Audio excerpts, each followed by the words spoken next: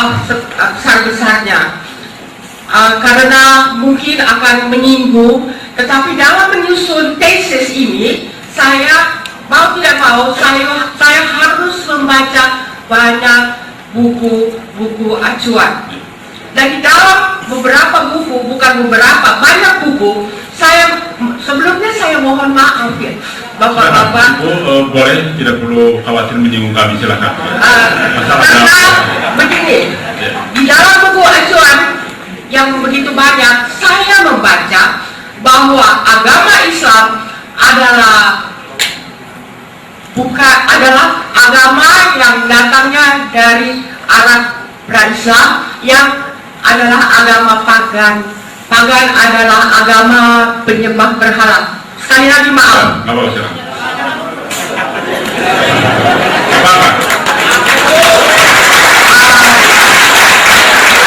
Kami menghargai keberanian Ibu dan Ibu. Dan banyak sekali yang bisa dibuktikan. Pertama, yang dewa yang mereka sembah adalah dewa bulan. Makanya kalau berpuasa, sekali lagi maaf Pak, kalau puasa dalam agama Islam 30 hari, munculnya bulan sabit, berakhirnya bulan sabit yang berikut. Itu adalah kebiasaan dewa pagan.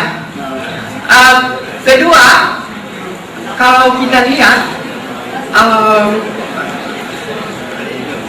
batu yang disembah di sana adalah juga menurut buku-buku itu adalah penyembahan berhala yang harus mengelilingi. Itu kata buku, bukan kata saya Pak. Dan penemuan yang paling penting ini arkeologi, bahwa memang dewa bulan itu disembah. Banyak sekali bukti-bukti arkeologi. Dan kalau kita lihat juga, kalau berbicara soal bulan sabit, bendera-bendera negara Islam bulan sabit. Menara asal bulan sabit. Banyak sekali yang bulan sabit. Itu asalnya dari penyembahan berhala. Itu asalnya loh. Setelah itu Islam berubah, itu puji Tuhan kata orang Kristen. Jadi ada satu lagi. Dua pertanyaan saja Bu. Iya. Karena harus disiplin. Tentang alam. Nanti dilemparkan ke teman yang lain. Jadi ini supaya disiplin, dua pertanyaan. Satu lagi Pak. Satu lagi. Boleh. Begini Pak, tadi saya mendengarkan pelajaran agama Islam menurut Nabi Muhammad itu sangat bagus sekali. Dilarang mengganggu orang lain, dilarang membunuh pendeta. Yang saya pertanyakan adalah ini, bagaimana pembakaran gereja, tetapi saya tidak menyalahkan siapa-siapa. Apakah ini kita cari solusinya? Apakah pembinaan umat kedua belah pihak yang salah atau bagaimana? Hanya sekian, terima kasih.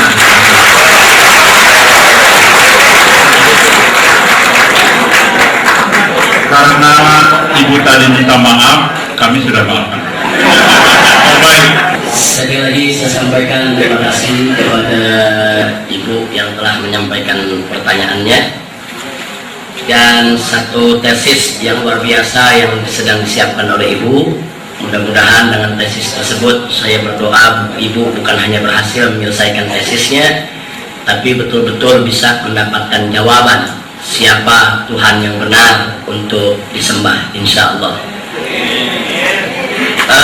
Baik, saya ingin jawab dan dengan apa yang disampaikan oleh Ibu tadi, dan saya paham betul kalau Ibu tadi begitu hati-hati menyampaikannya, takut umat Islam tersinggung dan lain sebagainya. Karena kita sudah sepakat, kita berdialog, saling tukar informasi, saling memberi soal dan jawab. Jadi insya Allah hal-hal yang dikhawatirkan oleh Ibu tidak akan terjadi, insya Allah. Pertama saya ingin terangkan di sini bahwa Islam datang dari Arab, dan Arab saat itu dikenal sebagai penyembah berhala, sehingga kemungkinan besar bahwa ajaran-ajaran Islam itu sudah terkontaminasi dengan ajaran-ajaran keberhalaan yang dianut oleh orang-orang musyrikin yang ada di Mekah saat itu. Nah, jawaban yang pertama ingin saya sampaikan bahwa soal nabi yang dipilih oleh Allah, apakah itu dari Bani Israel atau dari suku Arab atau dari suku manapun, itu sepenuhnya merupakan hak prerogatif Allah. Artinya tidak ada satupun di antara umat manusia yang bisa mendaftarkan diri kepada Allah sebelum lahir, ya Allah, saya mau lahir jadi orang Jawa saja ya Allah. Itu tidak akan pernah bisa, ya kawan. Jadi siapapun yang dilahirkan ke atas muka bumi ini dari suku apa, golongan apa, sepenuhnya merupakan ketentuan Allah Subhanahu wa taala. Nah, adapun kearaban Nabi Muhammad SAW tersebut sama sekali tidak menjadikan orang-orang yang bukan Arab tidak mengikuti ajarannya, karena dalam Islam itu yang dilihat bukan soal kesukuannya, tapi yang kita kembali adalah kitab sucinya. Karena Al-Quranul Karim sudah menetapkan Muhammad putra Abdullah sebagai utusan Allah, maka itu harus kami terima dengan sepenuh keyakinan. Apakah Muhammad itu Arab, apakah dia Cina, apakah dia India, apakah dia dari suku lainnya, selama itu sudah ketetapan Allah, maka kami sepenuhnya harus menerima beliau sebagai utusan Allah Subhanahu wa ta'ala. Jadi saya ingin jelaskan dulu bahwa di Islam itu tidak ada ajaran kesukuan, tidak ada ajaran soal membeda-bedakan bangsa dan golongan. Yang kedua, berkenaan dengan Ka'bah sebagai kiblat kaum muslimin yang terbuat dari batu. Nah, kemudian ada tuduhan seolah-olah umat Islam itu menyembah batu. Nah, di sini perlu saya sampaikan bahwa umat Islam dimanapun mereka berada, kapan saja saat mereka yaitu bermunajat kepada Allah, kemana saja mereka menghadap, maka dengan niat yang ikhlas untuk mencari Allah, mereka akan mendapatkan Allah. Dan Allah tidak pernah yaitu memerintahkan umat Islam ini untuk menyembah Ka'bah. Sekali lagi, Ka'bah yang terbuat dari batu sama sekali tidak pernah disembah oleh umat Islam. Bahkan karenanya saya katakan sekarang ini, kalau ada seorang muslim yang menyembah Ka'bah, sekali lagi yang menyembah Ka'bah dan menjadikan Ka'bah sebagai sesembahannya, demi Allah, si muslim tadi sudah murtad, kafir, keluar dari agamanya. Jadi ini, karena itu setiap muslim dia harus perhatikan, dia punya hati. Dia menghadap ke Ka'bah itu bukan menyembah Allah. Jadi dia harus hadirkan di dalam hatinya, dalam sanubarinya, dalam jiwanya, bahwa dia hanya menyembah Allah Subhanahu wa ta'ala. Nah, sekarang muncul pertanyaan, tapi kenapa harus menghadap Ka'bah? Sekali lagi jawaban yang pertama, karena Allah yang memerintahkan umat Islam untuk menghadap ke Ka'bah. Dan perlu dicatat bahwa sebelum umat Islam menghadap ke Ka'bah, selama tidak kurang dari 16 bulan umat Islam menghadap ke Baitul Maqdis, yaitu menghadap ke Baitul Maqdis, ke Al-Masjidil Aqsa, dan itu dipimpin langsung oleh Nabi Muhammad SAW. Karena perintah Allah harus menghadap ke Baitul Maqdis, kami menghadap ke Baitul Maqdis.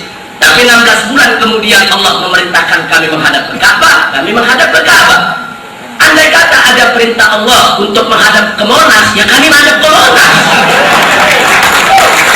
Jadi intinya bukan persoalan itu Ka'bah atau itu Baitul Maqdis atau itu Monas. Persoalannya adalah itu perintah Allah.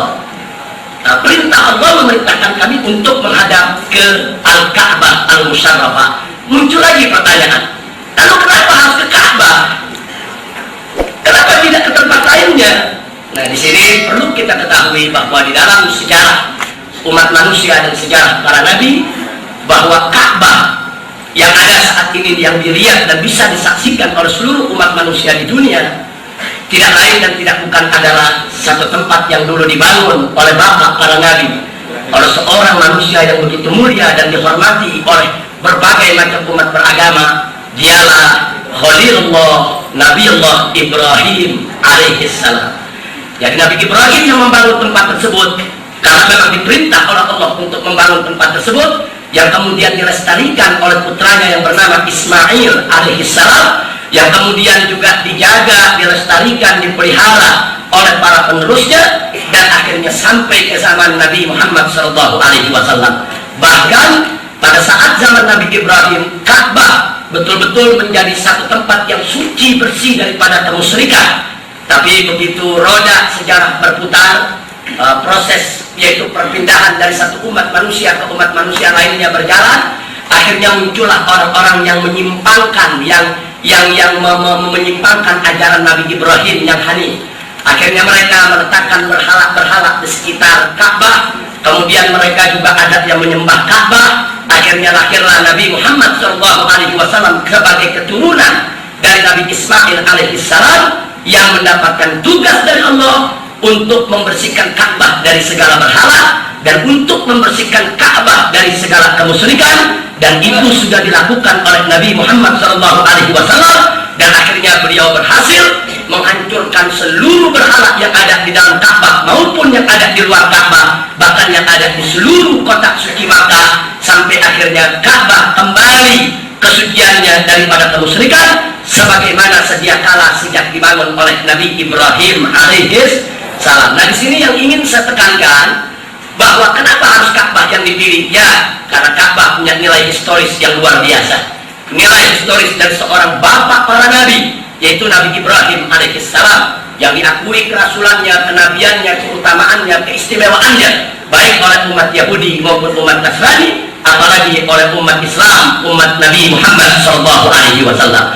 Jadi sekali lagi, kenapa harus Ka'bah? Tidak lain dan tidak bukan adalah ta'ziman wa takriman, yaitu sebagai penghormatan yang diberikan oleh Allah Subhanahu wa Ta'ala dari hasil kerja Nabi Ibrahim dengan kedua tangan sucinya, dari hasil kerja Nabi Ismail yang menjaga dan melestarikan dari kedua tangan sucinya, dan Allah menginginkan Ka'bah tetap suci, tetap bersih daripada kemusyrikan sampai hari kiamat nanti. Itulah karenanya kenapa umat Islam diminta untuk menghadap ke Ka'bah, agar umat Islam setiap harinya, setiap detik hidupnya memperhatikan kelestarian Ka'bah tersebut, yaitu menggunakan segala kesempatan, waktu dan tenaga kemampuannya untuk menjaga Ka'bah jangan sampai terjadi lagi, yaitu Ka'bah dikotori, Ka'bah yang dibangun oleh Nabi Ibrahim dicampur lagi dengan kebatilan dan kemusyrikan. Jadi kenapa Allah memilih Ka'bah untuk sebagai kiblat umat Islam? Jawaban yang berikutnya itu tadi yang saya sampaikan adalah untuk agar umat Islam senantiasa ingat, senantiasa mencurahkan perhatian untuk memperhatikan kesucian Ka'bah, sehingga Ka'bah tidak lagi bisa dikotori oleh tangan-tangan kotor yang lainnya. Dan alhamdulillah 15 abad berlalu dari zaman Nabi Muhammad SAW sampai saat ini, tak satu pun tangan kotor yang mampu lagi mengisi Ka'bah dengan berhala atau bahkan mengisi kota Makkah dengan berhala. Alhamdulillahirabbil alamin.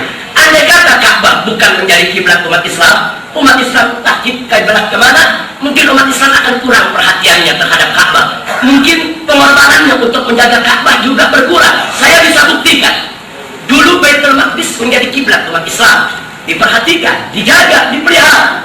Tapi manakala Baitul Maqdis sudah tidak lagi menjadi kiblat umat Islam, maaf, kenyataan perhatian umat Islam sudah mulai berkurang, sehingga saat ini akhirnya Baitul Maqdis dikuasai oleh orang lain. Umat Islam sepertinya tidak punya perhatian untuk menyatukan kekuatan, menyatukan segala potensi, membebaskan daripada Baitul Maqdis, yaitu daripada kekuasaan, intimidasi, teror yang dilakukan oleh musuh-musuh Islam. Tapi itu tidak terjadi terhadap Ka'bah. Kenapa? Itulah salah satu rahasia dan hikmah kenapa Ka'bah dijadikan kiblat oleh Allah bagi umat Islam, agar umat Islam setiap saat, setiap detik dalam hidupnya, di mana mereka sholat, mendirikan sholat menyembah Allah dengan menghadap kepada kiblatnya Ka'bah, sehingga selalu mencurahkan perhatiannya untuk menjaga Ka'bah yang mulia dan dimuliakan oleh Allah Subhanahu wa Ta'ala. Alhamdulillahirabbil alamin. Dan yang terakhir, persoalan Ka'bah, satu hal yang mesti kita tahu, di sini ada pendidikan luar biasa dari Allah. Dengan umat Islam semuanya menghadap ke Ka'bah, umat Islam diajarkan untuk bagaimana menyatukan langkah, menyatukan visi, menyatukan misi, menyatukan yaitu langkah-langkah perjuangannya dalam rangka al-iqla' kalimatillah subhanahu wa ta'ala. Artinya dengan umat Islam menghadap ke Ka'bah, umat Islam setiap saat dididik bahwa visimu, misimu, langkahmu, tujuanmu hanya satu, yaitu untuk mencari ridha Allah Subhanahu wa taala. Bahkan manakala umat Islam melakukan ibadah haji mengelilingi Ka'bah, bukan untuk yaitu menyembah Ka'bah, tapi saat itu pendidikan luar biasa, di mana dalam mengelilingi Ka'bah umat Islam diajarkan oleh Allah, apapun sukumu, apapun bangsamu, apapun kedudukan dan jabatanmu, tapi lihat, manakala kau mengelilingi Ka'bah, engkau satu arah, engkau satu langkah, kau tanggalkan pakaian perbedaan di antaramu, kau tanggalkan pakaian pertikaian dan permusuhan di antaramu, kau semua berkeliling ke arah yang sama, mengelilingi tempat yang sama, semua menuju satu titik yang sama, dan semua dengan jumlah keliling yang sama, tidak lain dan tidak bukan adalah untuk mencari ridha Allah Subhanahu wa taala. Nah, jadi ini yang bisa saya sampaikan berkenaan dengan kiblat. Jadi tidak benar kalau umat Islam itu menyembah Ka'bah, karena tidak pernah ada yaitu satu ritual ibadah dalam Islam yang manapun yang mengajarkan umatnya untuk menyembah Ka'bah, ya kawan. Nah, adapun soal bulan sabit, jadi saya ingin katakan soal bulan ini dikatakan karena Islam ini mengagungkan bulan, mungkin terkontaminasi dengan mereka yang menyembah bulan, sampai-sampai bulan yang dipakai dalam kalendernya pun hitungan perjalanan bulan dan seterusnya dan seterusnya. Saya ingin tekankan di sini bahwa Islam memuliakan seluruh makhluk ciptaan Allah Subhanahu wa taala. Apakah dia matahari, apakah dia bulan, apakah dia bintang, apakah dia bumi, dan seterusnya ya ikhwan. Jadi tidak ada satu dalil pun yang mewajibkan umat Islam lambangnya harus bulan, tidak ada. Karena itu Anda bisa lihat salah satu organisasi Islam besar di Indonesia, Muhammadiyah, nggak pakai bulan, saudara, yang dipakai matahari. Dan ternyata organisasi yang saya pimpin pun, Front Pembela Islam, tidak pakai bulan, yang saya pakai bintang dan tasbih. Begitu juga organisasi terbesar daripada Nahdlatul Ulama di Indonesia, NU, yang dipakai bintang 9. Nah, jadi tidak ada dalil yang mewajibkan umat Islam harus pakai bulan. Artinya, kalau ada masjid dengan menara tanpa bulan bintang pun tetap dia adalah masjid, ya kawan. Jadi ini yang perlu kita klarifikasi. Jadi bukan, oh ini nggak ada bulan bintang, berarti ini bukan masjid. Tidak. Maaf, walaupun ada bulan bintangnya di atas menara, ternyata di bawahnya diputar film, bukan masjid, bioskop itu. Nah, jadi kita umat Islam tidak terpaku kepada soal lambang, tapi memang simbol-simbol tersebut hanya untuk menunjukkan identitas diri. Jadi bukan dengan tujuan untuk mengkultus, bukan dengan tujuan untuk menyembah, apalagi sampai terkontaminasi dengan pemikiran-pemikiran dan pengajaran-pengajaran paganisme. Tidak, semata-mata lambang-lambang tersebut hanya untuk menunjukkan identitas. Nah, sekarang kalau andai kata FPI besok benderanya dirubah dengan salib, kan Bapak sendiri yang kaget. Ini identitas saja, saudara. Oh, kalau ada tasbih bintang di tengah, ini FPI, identitas. Saya juga tahu, oh kalau di gereja ada salib, ini gereja. Oh, kalau ada patung Bunda Maria, umumnya oh ini Katolik. Jadi ada identitas-identitas yang perlu saya sampaikan. Memang identitas-identitas tadi disembah itu jadi persoalan lain, ya teman. Nah, sedangkan dalam Islam identitas tadi nggak boleh disembah. Andai kata ada seorang Muslim yang mempertuhankan bulan, menyembah bulan, mewajibkan Islam harus pakai bulan, tanpa bulan maka bukan Islam. Demi Allah, orang itu berarti sudah mempersekutukan Allah dengan bulan, berarti orang tersebut sudah murtad, keluar dari Islam, ya teman. Ini jadi saya tidak mau terpancing lebih jauh soal simbol-simbol tadi. Nah, adapun soal kalender, Islam tidak pernah mengharamkan memakai kalender dengan perhitungan matahari. Jadi perhitungan matahari kita tahu seperti pertanggalan miladiah atau masihiyah di kalangan umat Islam itu tetap digunakan. Lalu kenapa kok di Islam ada kalender sendiri yang disebut kalender Hijriah? Nah, persoalannya di dalam Islam itu ada ibadah-ibadah ritual yang dikaitkan dengan penanggalan Hijriah. Contoh, untuk menetapkan awal puasa Ramadan, untuk menetapkan awal beridul fitri sebagai hari raya, untuk menetapkan awal bulan Dzulhijjah karena pada tanggal 10-nya adalah hari raya Idul Adha. Nah, jadi di sana ada kaitan-kaitan ritual yang memang diperintahkan oleh Allah dalam Al-Quran maupun oleh Nabi Muhammad SAW lewat sunnahnya, yang dikaitkan dengan tanggal-tanggal dengan perhitungan perjalanan bulan tadi. Nah, karena itu tidak bisa tidak, kami harus menjaga dan memelihara kalender tersebut untuk menjaga ritual agama kami. Jadi kalau masuk 1 Ramadan, kami wajib untuk berpuasa. Masuk 1 bulan Syawal, kami haram untuk berpuasa, bahkan kami wajib untuk berbuka. Masuk tanggal 10 Dzulhijjah, kami wajib, yaitu untuk berhari raya. Sampai masuk tanggal 11, 12, 13, kami wajib, yaitu untuk mengisinya dengan berbuka, dan nggak boleh kami berpuasa di hari-hari yang kami diharamkan untuk puasa. Nah, kalau tanggal ini kami tinggalkan, kalau tanggal ini tidak kami gunakan, kami hanya berpegang kepada tanggal miladiah, maka kami akan kehilangan momen untuk mengetahui kapan kami harus berpuasa, kapan kami harus berlebaran, dan kapan kami harus menjalankan acara-acara ritual di dalam agama kami. Nah, jadi sekali lagi, penggunaan kalender Hijriah bukan berarti pengharaman penggunaan kalender yang lain. Nah, buktinya sekarang umat Islam di mana tempat hampir tidak ada perbedaan di dunia Islam, hampir semuanya menggunakan penanggalan miladiah. Kenapa? Karena penanggalan miladiah itu statis, tetap, nggak berubah-ubah kecuali tahun kabisah. Nah, sementara kalau penanggalan Hijriah tidak, dia setiap bulan harus diintip dulu bulannya. Nah, jadi bisa berubah karena umur bulan berdasarkan ilmu pengetahuan teknologi modern dalam sains modern itu umur bulan 29,5. Nah, setengah ini bisa masuk ke bulan sebelumnya, bisa masuk ke bulan berikutnya. Kalau masuk bulan yang berjalan, maka bulan tersebut menjadi 30. Kalau masuk ke bulan berikutnya, bulan tersebut hanya 29. Karena itu kalender Hijriah tidak bisa ditetapkan untuk 1 tahun. Adapun yang membuat untuk 1 tahun itu hanya sekedar kemudahan untuk mengenal tanggal. Tapi yang berkenaan dengan ibadah, kita tidak bisa berpegang kepada kalender yang dibuat, tapi harus berpegang kepada rupiah yang setiap akhir bulan diperhatikan oleh para ahlinya, apakah bulan berjalan masuk disempurnakan 30 atau bulan berjalan sudah masuk ke bulan baru tanggal 1. Nah, itu yang saya sampaikan. Jadi tidak ada kaitan dengan penyembahan bulan. Sekali lagi, karena memang kami diperintahkan oleh Allah, yaitu dalam Al-Quran maupun As-Sunnah, untuk melakukan ritual ibadah-ibadah tertentu, dan tanggal waktunya sudah ditentukan oleh Allah Subhanahu wa Ta'ala. Nah, ini yang ingin saya sampaikan. Nah, yang terakhir mungkin saya bisa dikasih kesempatan soal pembakaran gereja. Nanti pertanyaan berikutnya. Pertanyaan berikutnya. Ya, sebelumnya beliau menanyakan juga yang batu yang dicium umat Islam batu. Oh iya.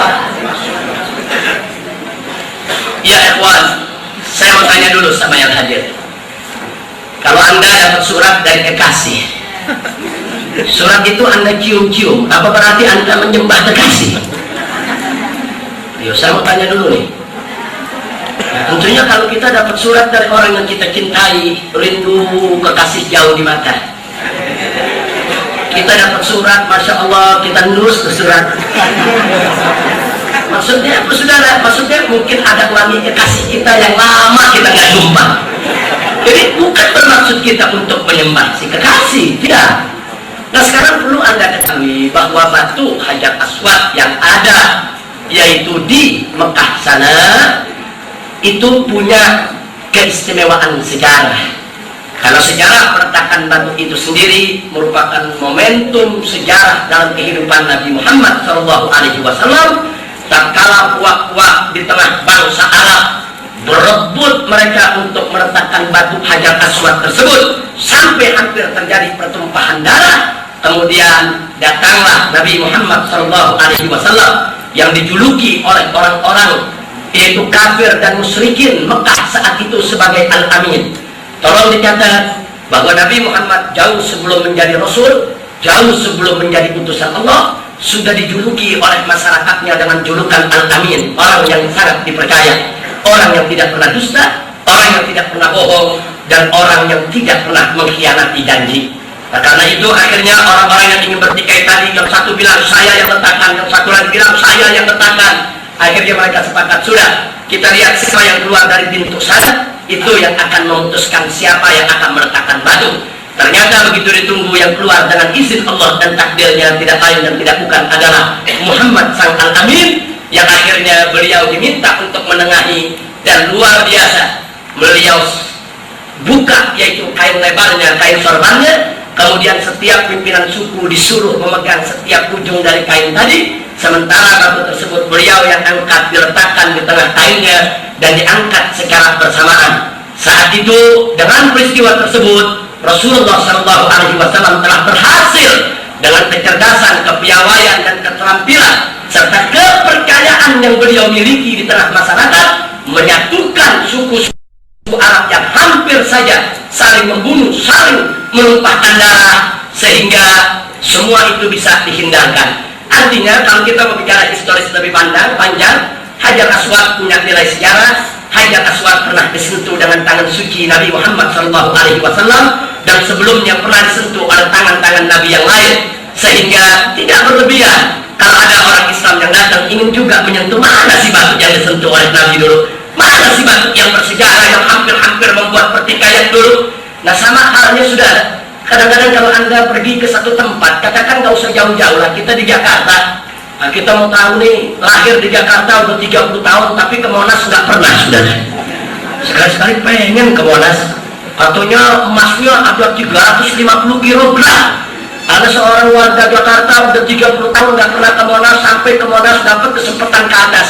Begitu ke atas dia lihat emas, dia pegang-pegang, sudah.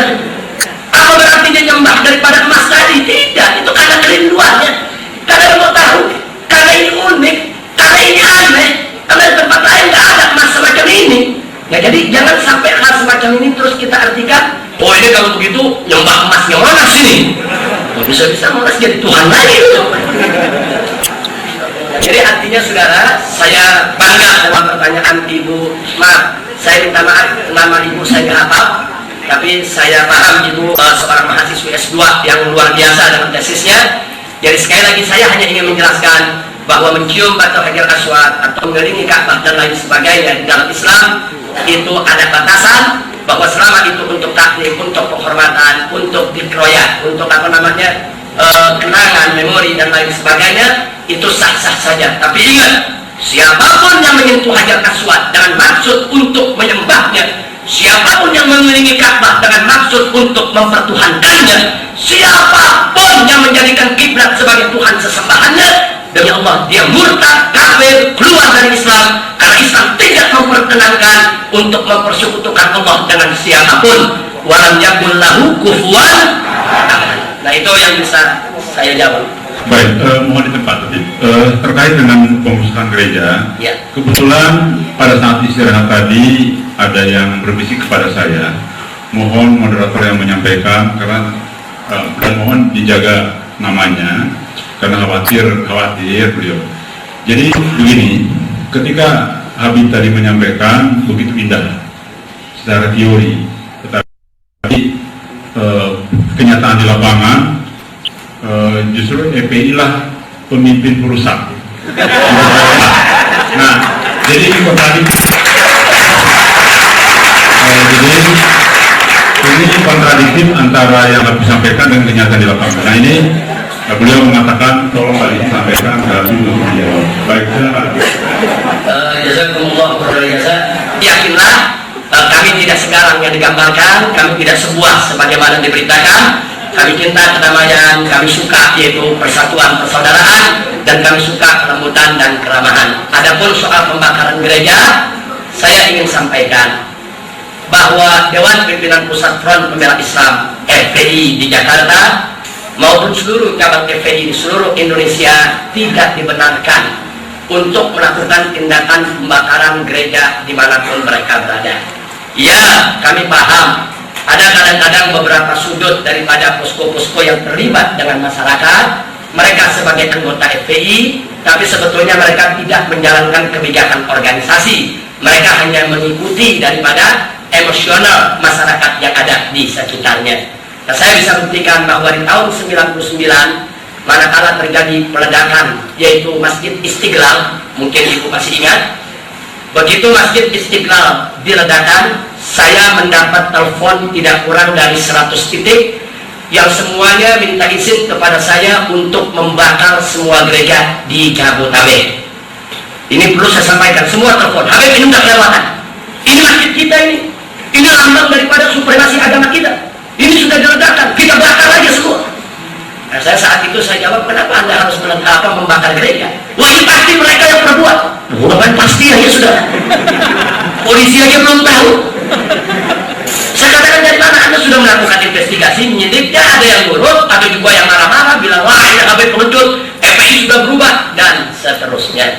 Nah, tapi satu hal yang tidak dilupakan saat itu, Bapak Pangdam Jaya, itu Bapak Mayor Jenderal Jaja Suparman, dan Bapak Kapolda Metro Jaya, yaitu Bapak Mayor Jenderal Polisi Nugroho Jayusman, mengontak, minta ketemu dengan saya saat itu dengan kawan-kawan, dan mereka langsung minta saat itu juga agar FPI turun mengamankan seluruh gereja di Jabodetabek, jangan menjadi sasaran kemarahan umat sampai dibakar atau dirusak. Dan itu kami sepakat, kami kirimkan seluruh aktivis FPI yang ada di posko-posko untuk menjaga hal tersebut, dan ternyata akhirnya kami berhasil. Tidak ada satu gereja pun yang akhirnya dihancurkan atau dirusak oleh massa. Dan jangan lupa, sebulan setelah itu akhirnya tangkap yang melakukannya. Ternyata yang melakukannya bukan dari orang Kristen, saudara. Nah, jadi kita bisa lihat, jadi di sini FPI nggak sembarangan, tidak emosional, tidak serta-merta main-main membakar gereja orang, karena kita tahu aturan kok. Kita tahu aturan agama kita ada.